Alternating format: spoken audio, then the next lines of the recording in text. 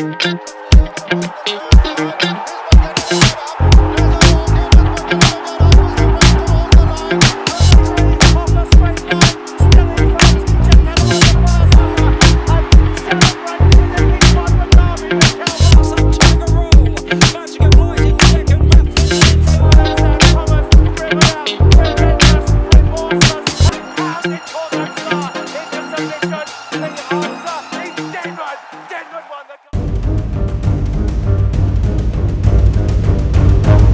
to the Hong Kong Racing Preview Show, coming up as we look ahead to what is going to be a big day of racing on Sunday.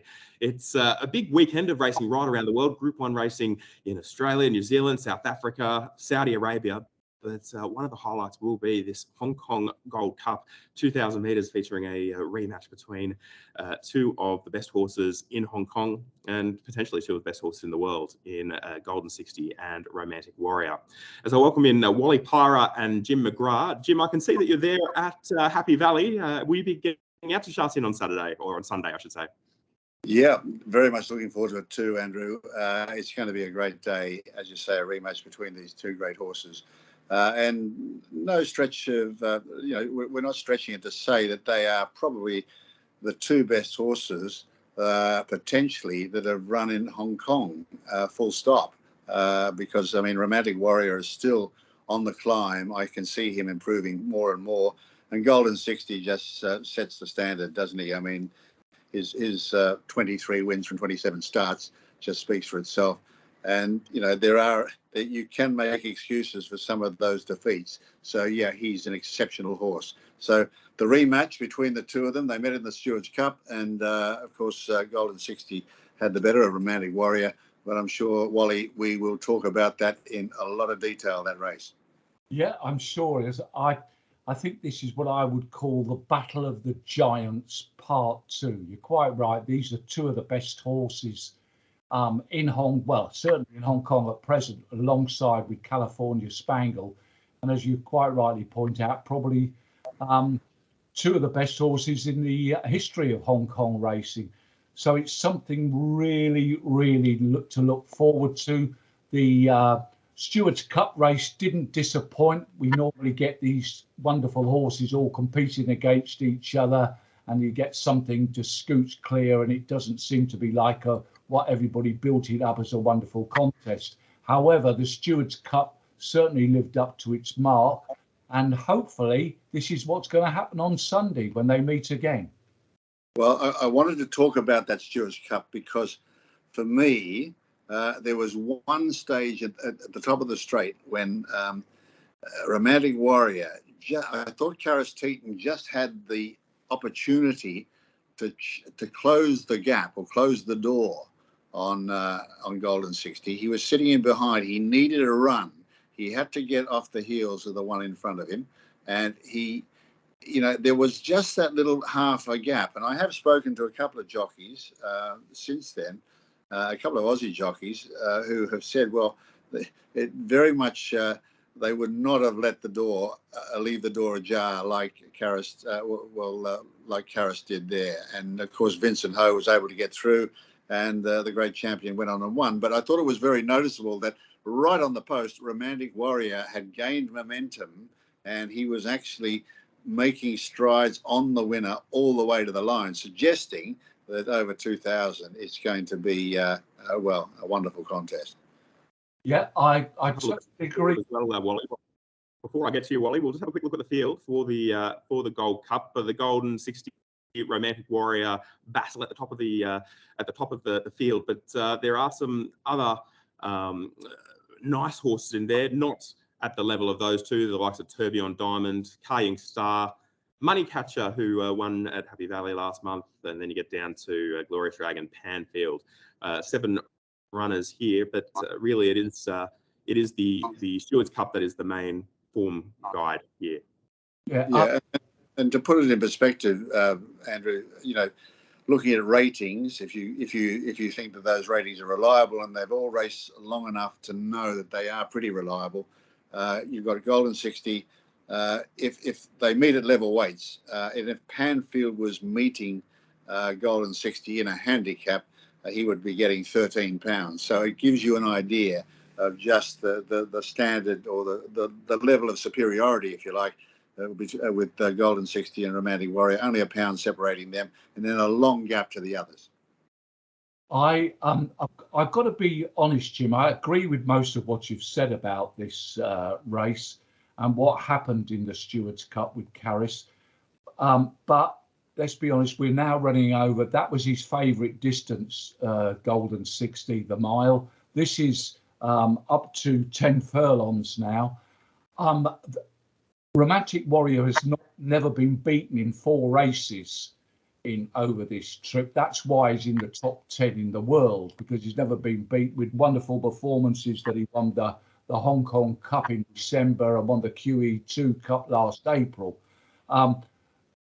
Golden 60 is obviously no mug himself over this trip. He's won 2 from 3, won this corresponding race in 2021, and he won the Hong Kong Derby. But to all intents and purposes, I honestly believe that you've got two pacemakers. Well, I call them pacemakers. That's probably being rude to the likes of Money Catcher and Kaying Star dictating the tempo.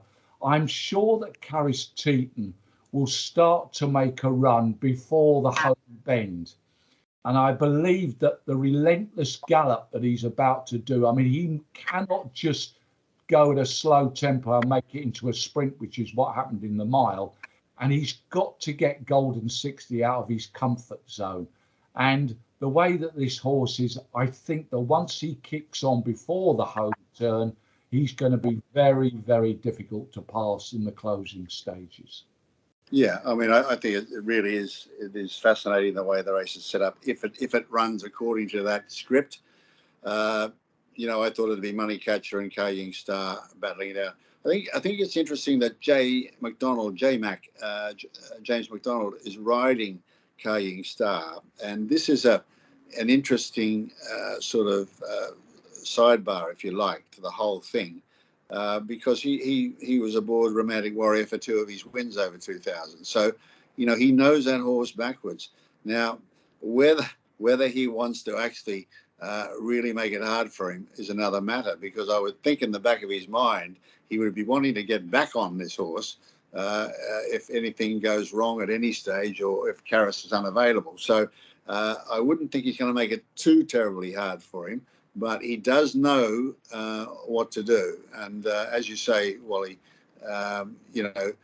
he doesn't want it to be slow and a sprint, So it's going to be, he wants to wind up. He wants to be getting going early, because his trump card is to outstay him. But I was just going to say about Golden 60, he's only been beaten once over the 2000. And really, I mean, it was, it wasn't Vincent Ho's finest hour. He went 6 wide around the turn. It was a yielding ground, which is not Golden 60 ground as we know. He likes it firm, fast grounded, like he's going to get on Sunday. He went 6 wide around. Blake Shin, again, rode the masterly race and cut the corner, went through on the inside, saved acres of ground, and was able to get up and win the day. Blake Shin, of course, I should point out, was also very nearly able to cause the upset of the season in Golden 60's Derby, when he was riding a horse called Playa del Puente, who dashed around the field at 50-1 and looked like he was going to steal it. And Golden 60 actually got up just on the line. So thank goodness, I would say, Vincent Ho is resting a little bit more easily, knowing that Blake Shin's not in this race, although he's there at the course. It's look, the distance makes it fascinating. I don't know what you're thinking, Wally, but I just have to come down on the side of Romantic Warrior. I think he's such a star in the making. If not already a star, he is, of course, but an even bigger star. So I'm going for him to beat Golden 60, but it is going to be a great contest. Yes, I'm going to agree. I'm going to go for Romantic Warrior, but I'll just throw one question into you boys here. Who do you think will start favourite on Sunday? Well, it's interesting you say that, because the Hong Kong Jockey Club assessors have put Romantic Warrior is the 1.8 favourite ahead of Golden 60 at even money, and then you get out to 40 to 1 about the rest, which is probably right, but it is going to be very interesting. I think that Golden 60. I struggle to see him starting even money. I think he'll start shorter just with that weight of public money. He's captured the essence and the soul of Hong Kong more than Romantic Warrior has at this stage. And compared to other jurisdictions, we know that Hong Kong, it does make more of a difference in Hong Kong. Well, I totally agree. That's why I asked that question. Yes, I would make Romantic Warrior favourite, but just remember that Golden 60 is the people's champion in Hong Kong. This is the horse that stops the Citi when he was racing, and he's just got so many thousands and thousands and thousands of the $10 punters will be betting. I know I don't know exactly how much will be bet on the race, but we know it will be millions of dollars. And another little, just to throw in, that when he won last time out the Stewards Cup, in fact, that was the biggest price he had started.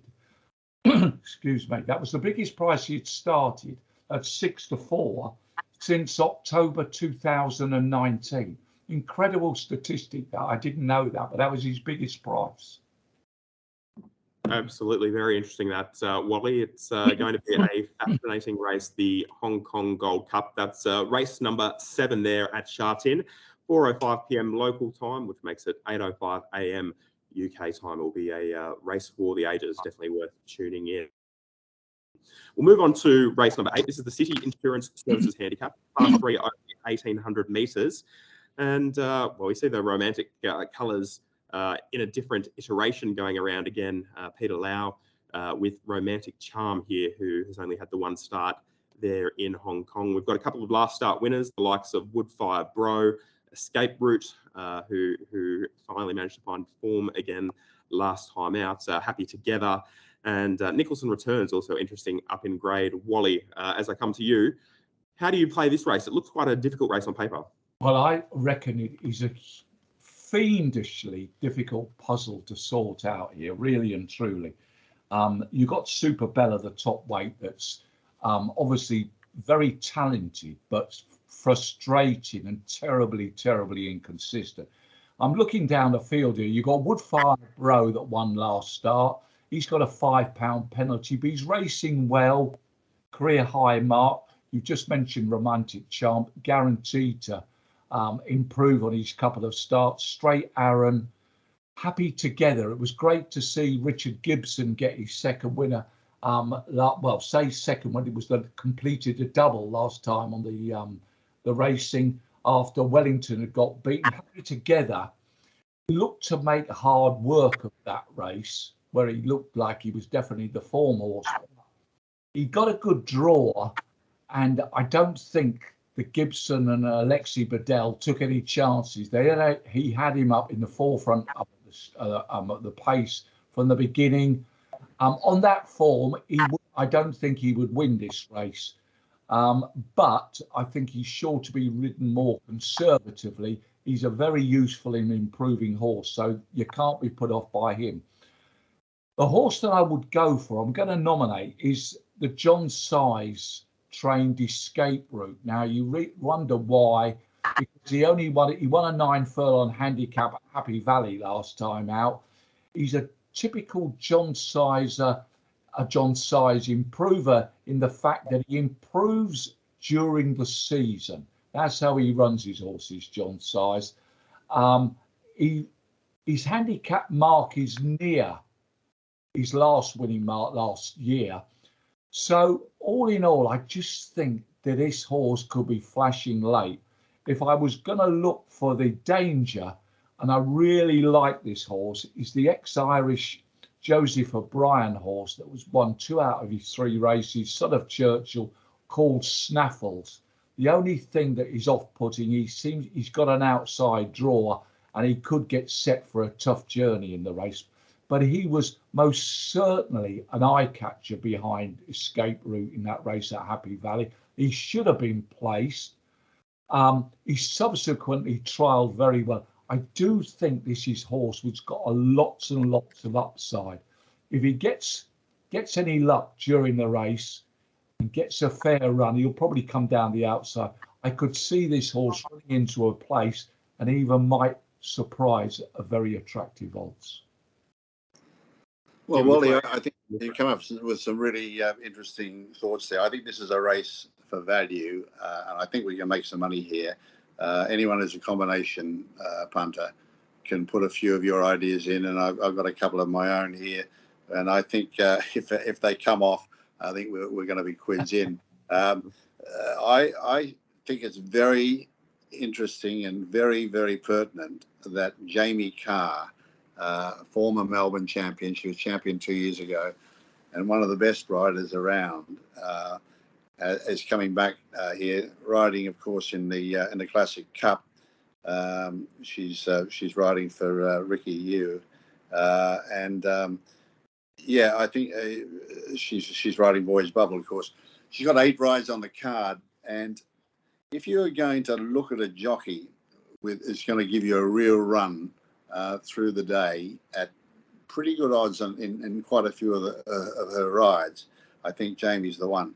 And this is a horse, number 11, Natural Storm, who's trained by Ricky Yu, is a horse who won over course and distance 3 seasons ago. However, more recently has been winning over 2,200, a mile and 3, and in fact won 2 starts ago. Last time, drew very, very wide and was never a chance. Ran on very late for 7th.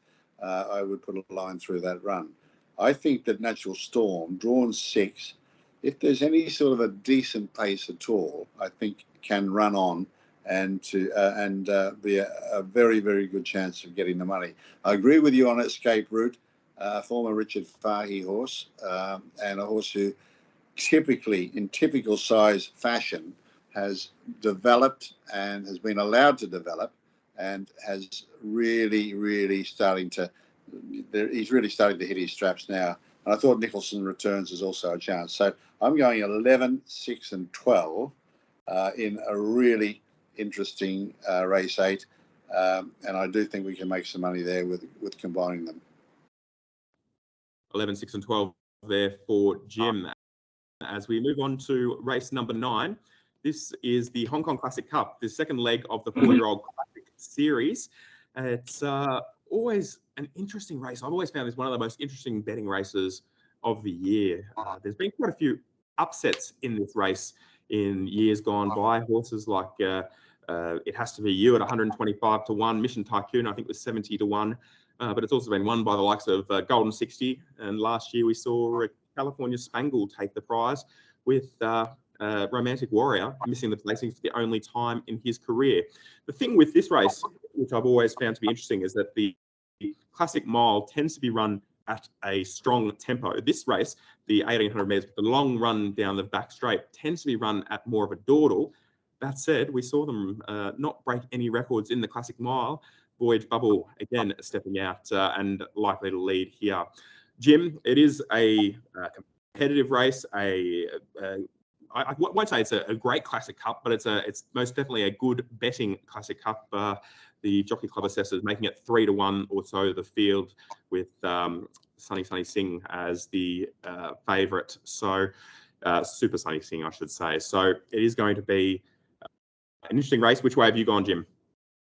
Well, I thought it was there was 3 major chances. I thought, Andrew. I think it's really worth noting that Zach Purton has got back onto Two Shell. I thought that was very interesting, taking over from Luke Curry.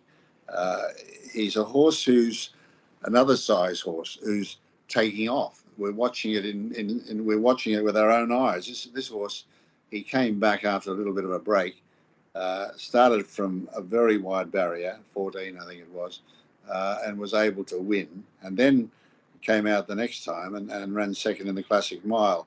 Now, Voyage Bubble, of course, won the Classic Mile. I thought that Jamie Carr they left her alone in front. I thought she was given a very, very easy run. I can't see that happening this time. I think something's going to take her on. out in front. And I just thought, the more I watched that race again, I thought, you have really had a soft time out there in front, and somebody comes at her and really challenges, which they should. I think it might develop into a different type of race. Another interesting one is Galaxy Witness, who last start came from so far back, I couldn't believe it, and ran on very nicely. Now, Casper Founds has brought Blake Shin up from Australia. That is significant. Blake doesn't, or Casper doesn't make those calls unless there's a very good reason. I can just see this horse, who we did see earlier in his career. I think he put together 4 wins on the trot, and we all thought he was a world beater. He levelled out, but he's now back, and I think that this might be his go. So I put him in as well. So I'm going 4-2 Shell to beat 2 Voyage Bubble and 7 Galaxy Witness. Interesting, Jim. Interesting. I mean, to me, it's the $64,000 question here, is that do you believe the form of the Hong Kong Classic Mile? You're quite right. Jamie Carr was absolutely wonderful the way they rode that horse. I've got to be honest that I didn't fancy that horse one little bit before the race. It just scraped home in an ordinary, I think, Class 3 handicap beforehand. I didn't think it had the class to win it. Obviously, a lot of people did do just before the race because the odds plummeted on the tote board there.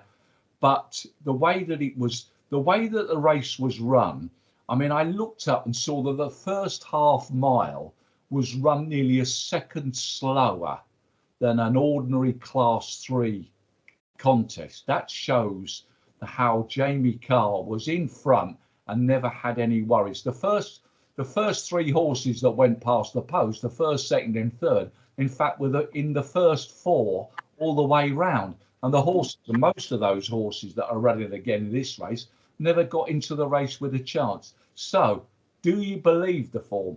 You hear that that Voyage Bubble has improved. His trial was very good recently. So, if you believe it, he's got a big chance. But to me, and as you pointed out, it's not going to be easy this time. So I can't believe that she's going to be able to dictate the tempo that she did in that race.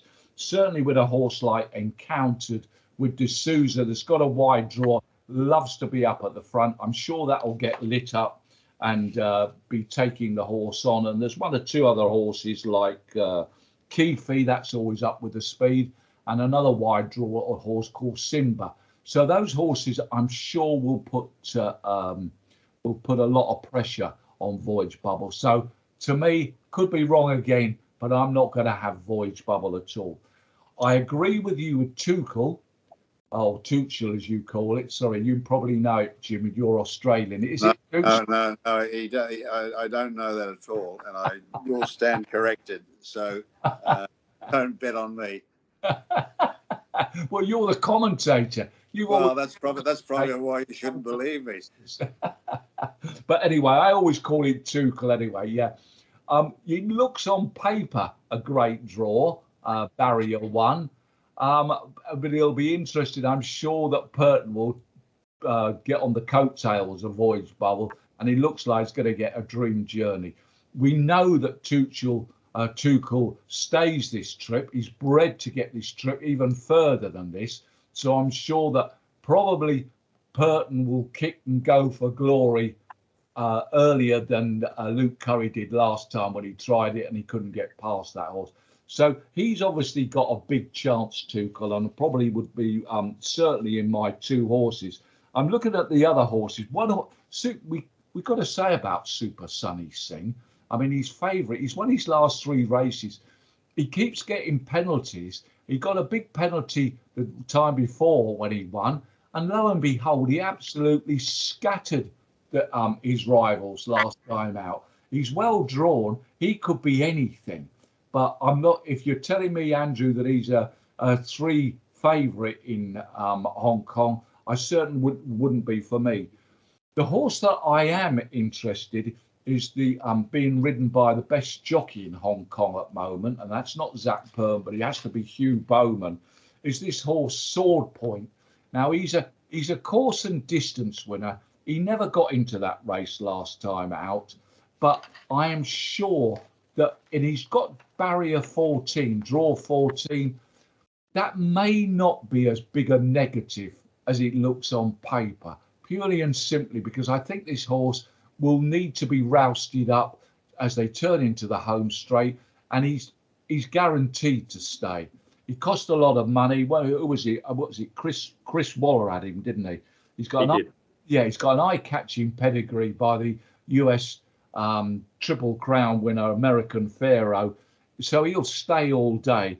I could see that Bowman, who's still stayed with this horse, obviously has a lot going for him. So I'm going to go for Tuchel, but I'm interested in Sword Point. That would be my danger in the race. 17-1 about Sword Point, according to the Jockey Club assessors. And look, I mean, to be fair, the Jockey Club assessors, with Hong Kong not being a fixed odds market, you could easily get more than that with some of those horses potentially starting shorter, like Tuchel and like Super Sunny as well. It's just that we remember what happened in the Hong Kong Classic Mile. Voyage Bubble was round about 30s, 33 to 1 shot in the morning, and it plummeted with the odds. So if you can get a bit of value in this race, and as you just said, there's been quite a few long shots when it is a bit of a graveyard for this race, for favourites in this contest. I believe there's only 4 market leaders have won this race in the last 17 years. So don't be too confident if you're on the favourite. That's Hong Kong racing there for you in a nutshell.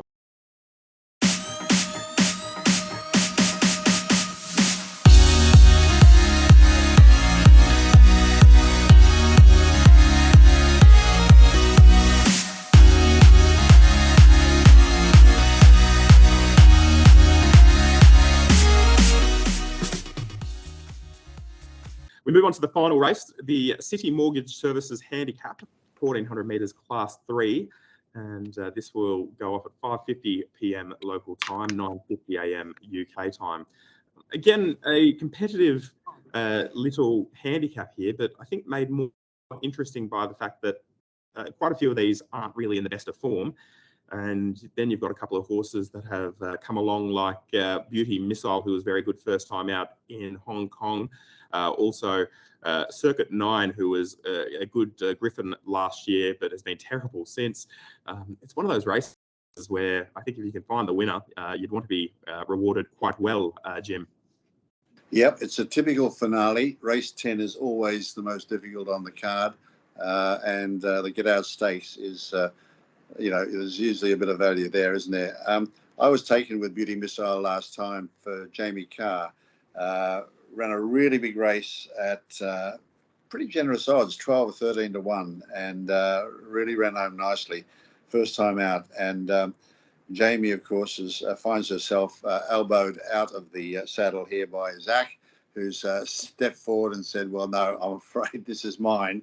And yes, I think he's going to assert himself here. So I do think that Beauty Missile is a nice type by Smart Missile is the one to beat. And I see Carr as being in the Quinella here with number 6, Stunning Impact, who ran on the all-weather last time, but is actually a very consistent horse, particularly in this type of race, in this grade. And I think you've got to put him in your Quinella. So 5, Beauty Missile for me to beat number 6, Stunning Impact in the finale. Jim, yeah, I've got to say that Beauty Missile is really, I know what Andrew said, looked at open and competitive race, but I think that Beauty Missile is a clear-cut choice. I don't think it will be very big odds. Yes, the race that it ran behind Super Dynamite, the form, that reads okay. There's a few of these rivals, including Pyrah, Stunning Impact, Tamara Blitz and Crystal Powerful, that finished behind this horse when he's made his debut that day. We know that Beauty Missile is going to improve. So I think it's probably, what's the draw, Beauty Missile? Yeah, 7, that's okay. got the Zach man on it, he's going to be very difficult to beat. We have to talk about, we can't go miss out number 3, can we? Thesis. I mean, the viewers here that watch this program must remember Thesis, the winner of the Britannia Handicap at Royal Ascot in June, the 30-runner race. I know that the winners of those races always seem to get bought up and come over to Hong Kong, but Thesis just hasn't acclimatized yet. I mean, its trial last time out was okay, but it's still acclimatizing. And I know that probably Richard Gibson must be quite frustrated, but he's going to have to be very patient with that horse. But you know, it's one to keep an eye on during the race to see if there's any improvement. However, I do like a horse in this race who will be big odds. It's unfortunate that he's got the outside draw, but I like a horse called Hyper Dragon Ball, ridden by Lyle Hewitson. Last time out, he was 5th behind Beauty Eternal, which we'll talk about a little bit later. He should have been placed in that race. Undoubtedly should have been in place. Unfortunately, he was given a pretty weak ride, and I won't name the jockey, in the last 100 metres. Oh, come on, Wally. We can look it up. Gee. I've got it right in front of me at the moment, Wally. Well, I've got to say, it was a Victor Borge, very weak ride. And I've actually tipped at Victor Borge riding the John. Wasn't it the bloke who played the piano? It's not Wagner, his younger brother, is it? Victor Borge, Wagner Borge, yeah. Wagner Borge. But anyway, listen, please, let's not laugh about these things. He's got Lyle Hewitson on. If he gets any luck in this race, he's going to be pretty big double-figure odds. But potentially, this is a nice horse who is going to improve during the season, and he may run a very big race come Sunday in the 5:45. So, clear-cut choice, Beauty Missile. But each way claims for number 11, Hyper Dragon Ball. Hyper Dragon Ball there for Wally Pyrah. That's definitely one to watch. And yes, Wagner Borge, the rider last time out when finishing 5th at Sha Tin. Well, we talked about Beauty Missile, but Wally, I believe there's one horse earlier in the card that you want to highlight. You've already given him a quick mention, Beauty Eternal. Yeah, I think we've got to mention it because it's a bit early in the morning for us UK viewers. I know you boys are out in different time zones, but 6 o'clock in the morning, I'm not sure too much that my eye will be open at that time in the morning, but we'll still be watching the replays of it.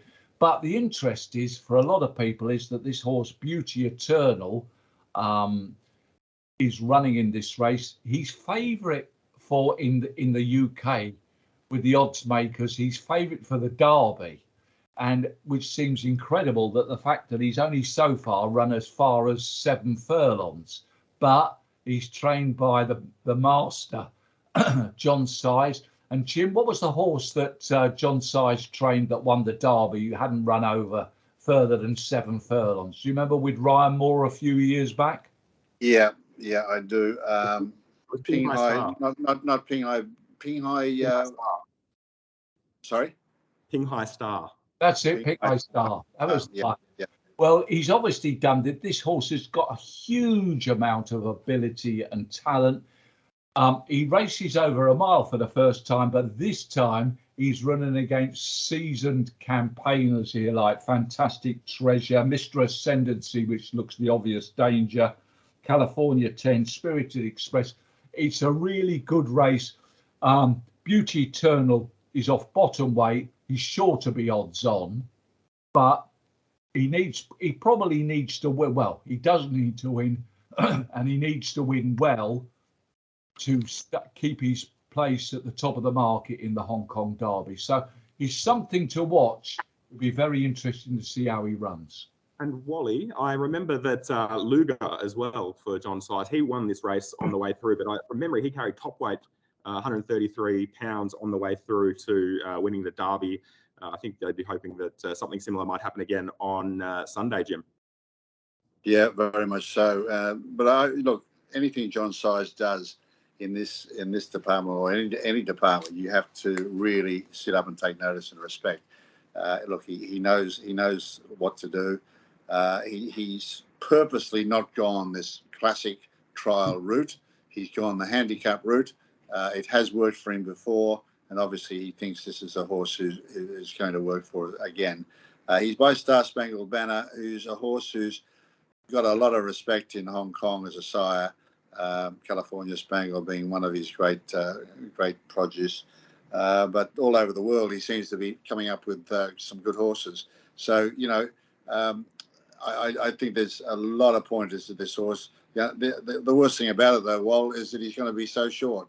Yeah, but I think forget about his odds. It's just a race to watch.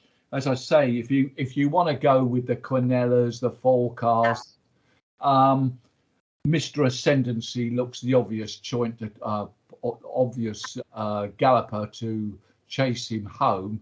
But we want to see if this is potentially a good favourite for this year's Derby, which will be run next month. And so hopefully he will win. So, Jim, looking at the rest of the card, or looking at the 4 races that we've looked at as well, what's your best for the card, and who will you be backing there at Sha Tin? Well, I think that I'll be messing around with those multiples on race 8, as we were saying before, putting in number 11 Natural Storm and 6 Escape Route. However, I'd say 2 Shell or 2 Cal, whichever you prefer, in race 9. I think that'll be very hard to beat. I'd put him in with 2 and 7, Voyage Bubble and Galaxy Witness. But a horse I'm very interested in race 5 is for Frankie Law, number 2, Run Cool, Blake Shin riding. This is drawn 11 on the straight 5, 1,000 metres. A good draw on that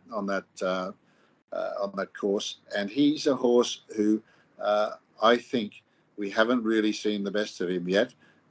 He's still well handicapped in Class 3, and I think with Shin aboard, we could get some odds, and we could get the money. So race 5, number 2, Run Cool. Been disappointing though, Jim, that horse. Well, didn't have any chance, to be fair. Well, last start didn't have any chance at all, and the draw is so crucial on the straight course.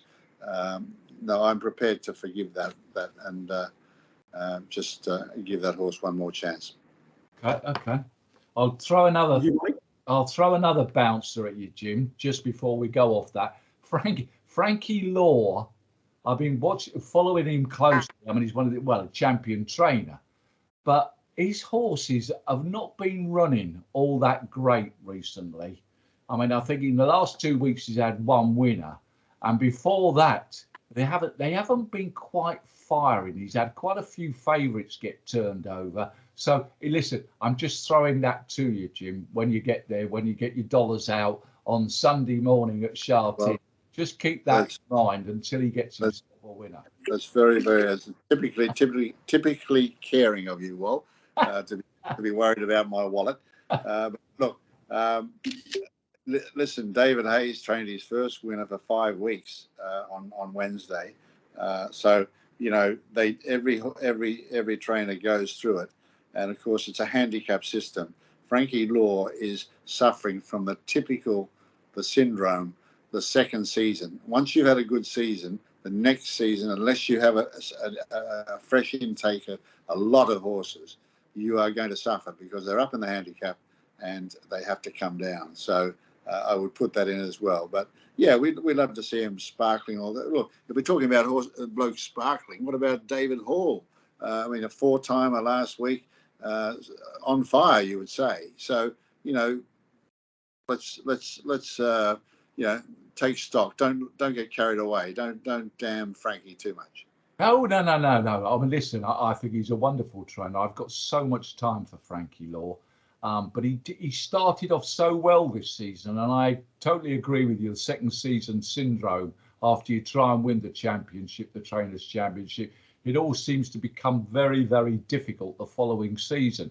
But he started off so well maybe you're right. Yes, maybe his horses have reached their handicap marks, and he did need a few new horses in the yard. But it just until Frankie Law gets a winner or a couple of winners, and he looks like he's firing again, I'm just a little bit of trepidation about his horses. Okay, well, thanks for the warning. But there you are. Well, there you go. That's Hong Kong racing on Sunday. Before we go, Wally, have you got anything you want to highlight? No, I don't. I certainly think that I'm hoping, because I'm a big fan of Romantic Warrior, and that's not to take anything away from Golden Six. I just hope it's a wonderful, wonderful race again. Escape Route, yeah, I think it's got sound claims, each way claims in the 840, but I'm looking forward to Snaffles in the same race, running a big race, probably be a nice odds. And in the last race, yeah, it's very, very difficult to go against Beauty Missile, but I am hoping with a stronger ride and a little bit of luck, Hyper Dragon Ball will run well. It got each way claims. So Lyle Hewitson there in the final event. Well, thank you very much, Wally and Jim. Wally, I'm sure you'll be up at, well, maybe not 6 a.m., but not far up. Won't be too late. Yeah, it won't be too late getting up. And Jim, enjoy Sha Tin on Sunday. Very lucky to be there, and looking forward to hearing all about these clashes that we're going to see on Sunday. Thanks, Andrew. And thank you for joining us. A reminder, if you are having a bet on Hong Kong racing, remember to gamble responsibly.